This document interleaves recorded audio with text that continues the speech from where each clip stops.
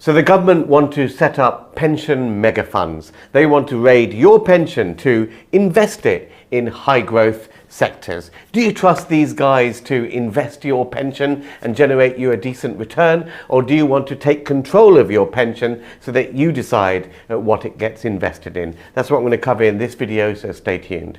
If you're new to this channel, make sure you subscribe and hit the bell icon. We put out new videos each and every week, all dedicated to keeping you on top of your property investing game. So Emma Reynolds, the pensions secretary, has announced that she wants to set up these mega pension funds. Now she's starting with public sector pensions, and then she's looking at defined contributions pensions. And what she's saying is that some of this money should be unlocked to put into a pension mega fund, which can be invested in high growth areas and infrastructure projects. Now, in the public sector pension pot alone, there's some £500 billion under management, and she's looking to untap about £80 billion of this. Now, the thing I'm worried about this is it's your pension. The pension is designed to look after you, and you should have some say in where your pension gets invested in. Now here we're talking about government ministers taking a proportion of your pension by force and saying this has to go in what we believe are high growth areas. And you know what they're going to say are high growth areas? They're going to say basically it's going to fund Ed Miliband's fanciful schemes such as carbon capture BS, where he's looking for £21 billion for that scheme. Now, back in the good old days of the 1980s, when the government wanted to raise money, they didn't raid your pension and force you to invest in something or other. They would actually put it up for sale and pitch it to you, the public. And if you wanted to invest in that, you would do. Now, the first of these government investment opportunities was, of course, the sale of British Telecom.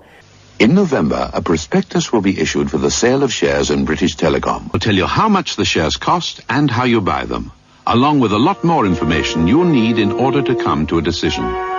Ring 0272 272 272 and find out about sharing British Telecom's future. I remember as a teenager when this was floated, I subscribed for shares like many other people did, and it was massively oversubscribed. It was followed by sell-offs like Jaguar, Land Rover and British Airways and a whole bunch of other companies that the government sold and invited investors to decide at their own free will whether they wanted to invest in those opportunities. And if they didn't choose to do so, well, that's their miss out. If they wanted to, well, that's their choice too. And shouldn't that be the way this is pitched to the public? If Ed Miliband wants to raise money for carbon capture, £21 billion for his latest net zero scheme, then pitch it to the public. If we want to invest in it, then we will choose whether it's worthwhile to invest our pension pots in it or any of our other savings into that scheme. It's not for the government to forcefully decide to set up a pension mega fund and literally take that money from people's pension pots and invest it how they see fit. And we all know the track record of government in investing in anything is pretty weak.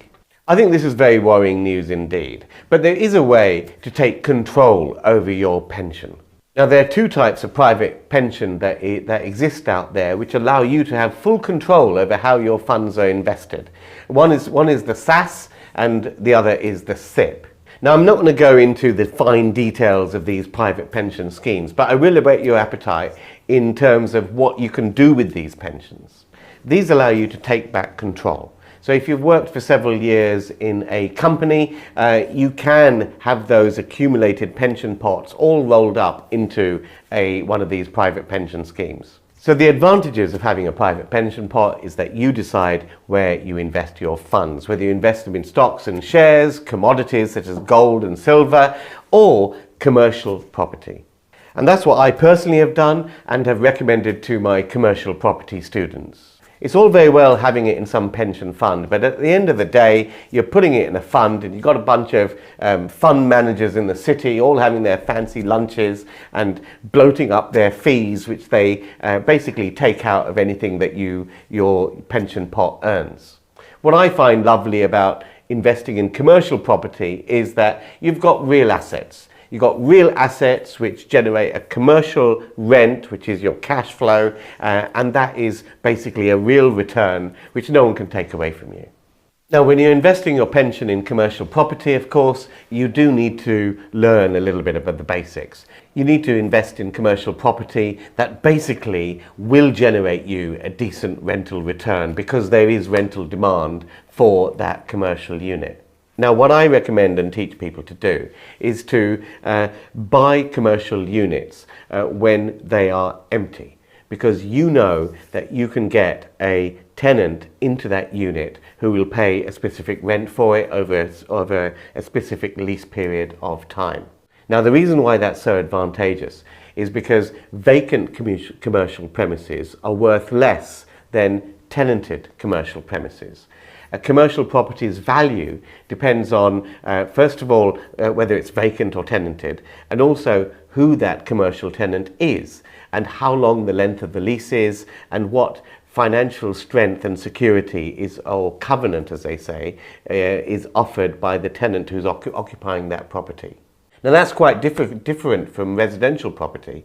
If I've got a 2-bedroom flat, it doesn't matter whether it's vacant, whether it's tenanted, or who the tenant is. That 2-bedroom flat is pretty much worth the same money. So when you've got commercial property, you can add value to your property just by getting a tenant or getting a better tenant into that commercial unit. So if you know what you're doing and you get yourself educated, you can deploy your pension pot into commercial property assets. Ideally, buy them low, which means buy them vacant, but only if you know that you can get them tenanted to a good tenant for a reasonable lease period, because that adds value to your asset and therefore to your pension pot.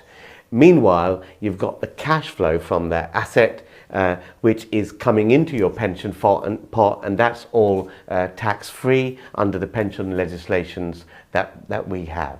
So my advice to you guys is that unless, of course, you're in a final salary scheme, if you're one of those guys and gals that are still in those final salary schemes, those are generally best to keep as they are. But of course, take pensions advice for your specific situation.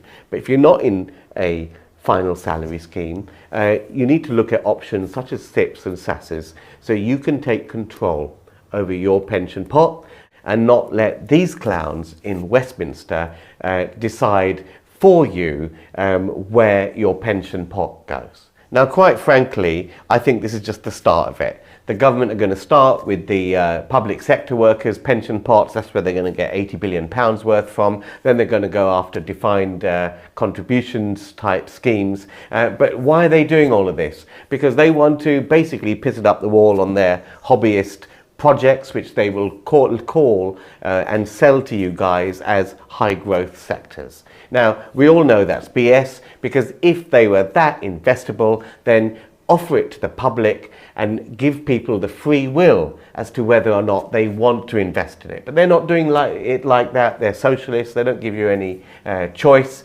So the choice that you still have today is to take control over your pension, put it in a private pension pot, and you decide what to put it in. You get yourself skilled up and educated on things like commercial property and also on other types of asset allocations such as stocks and shares and the like, and you decide where that goes. That's it for this video. See you guys next time. The Baker Street Property Meet is the UK's largest and #1 property investors networking event. The property market is going through monumental change right now, and at Baker Street Property Meet we aim to keep you up to date with the latest tips and tricks and insider tactics to help you keep on top of your property investing game and succeed in these troubled economic times. The Baker Street Property Meet is fundamentally about networking, because it's not what you know, it's who you know. And at Baker Street, we aim to connect you with the people to make your property journey a monumental success. There's no better place to be to further your property investment journey than the Baker Street Property Meet. So make sure you're here, you're connecting with myself and Andrew Roberts, our expert guest speakers and 300 passionate property people each and every month. See you at the next meet. Get your spot at bakerstreetpropertymeet.com.